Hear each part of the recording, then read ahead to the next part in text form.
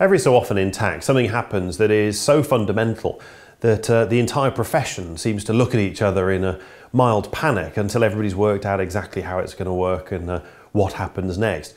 Last time this happened was probably 1996, the introduction of self-assessment, as people said, well, what does this change? Will we all have to completely change our jobs, etc., etc.? And you know what? 20 years on, we're all still here. We're all still plodding along.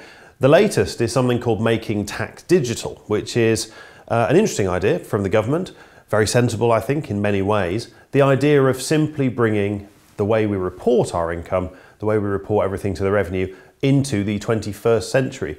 We live in a world now where, Tim, off air, we were talking about iPhones and all that sort of thing. We all have smartphones, we're all able to access these apps and what have you. And the revenue would just like to use some of that technology to get the information a little bit quicker. Yes, it's worth just looking at the background to this. HMRC and the government are very concerned, understandably, about the tax gap. A lot of publicity in the papers about that. And they reckon that part of the tax gap is because of inadequate record keeping by businesses and landlords.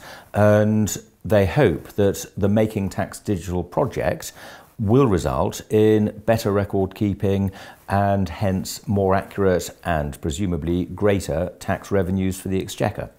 Now, what it will mean in practice is that from April 2018, so over a year away, but the Revenue are keen to stick to that timetable, they're going to require small businesses and landlords to maintain digital records in a way that many of them do already, but equally many don't.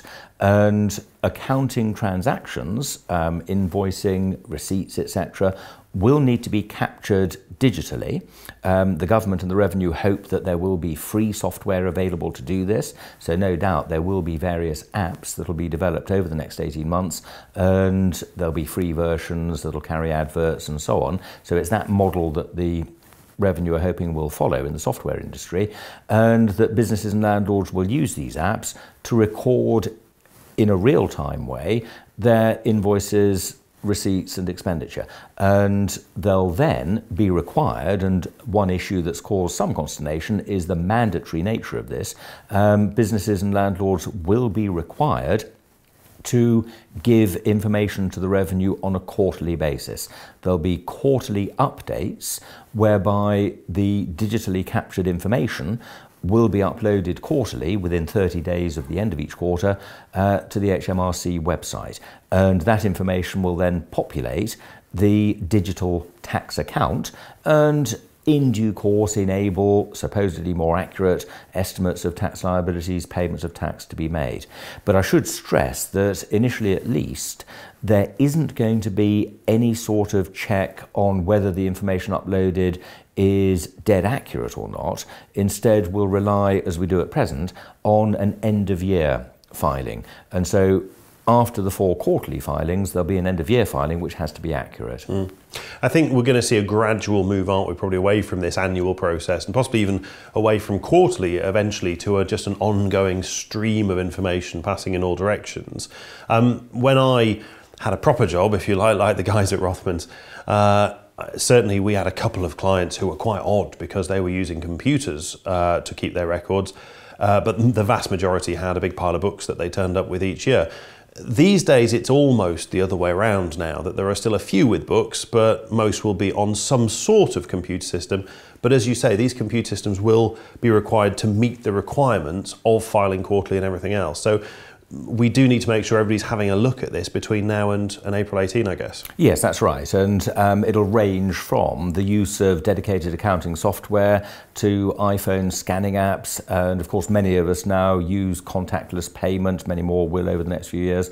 And so the records from that, where they're business related, will feed into the system. And it is worth noting that nobody who has anything to hide has anything to fear about this sort of change. It is just using more technology. Yes, I mean, the big question is whether the Revenue will be able to roll out the IT platform for this under the timescale that they're aiming for. And it is quite a big ask, but as far as clients of firms like Rothmans are concerned, the firm itself, of course, is very heavily involved with tax return and accounting software and will be able to advise clients on exactly what apps and other software they should be using to make it as seamless and simple a process as possible. And looking on the bright side, once we get there, it should make life easier for everybody. It could reduce fees because the data will be captured in real time and it'll be very much more easy to process it. There'll be less time needed to be spent on going through it.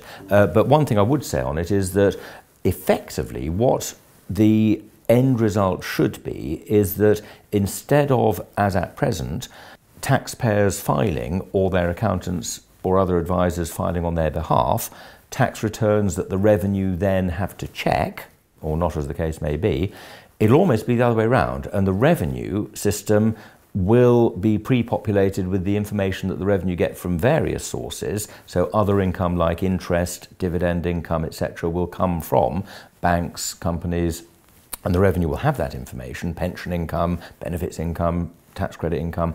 The revenue will have that information. They'll populate the digital tax account with that and with the items or the data that's uploaded quarterly, and then it'll be for the taxpayer and the accountant to check what the revenue's got. So it turns it on its head in a way, but could well give a more accurate and efficient system. That's certainly the aim of the revenue. I think it's certainly true that the end result is something that we're all very, very positive about, and it's the journey there that inevitably will be difficult, but I think manageable.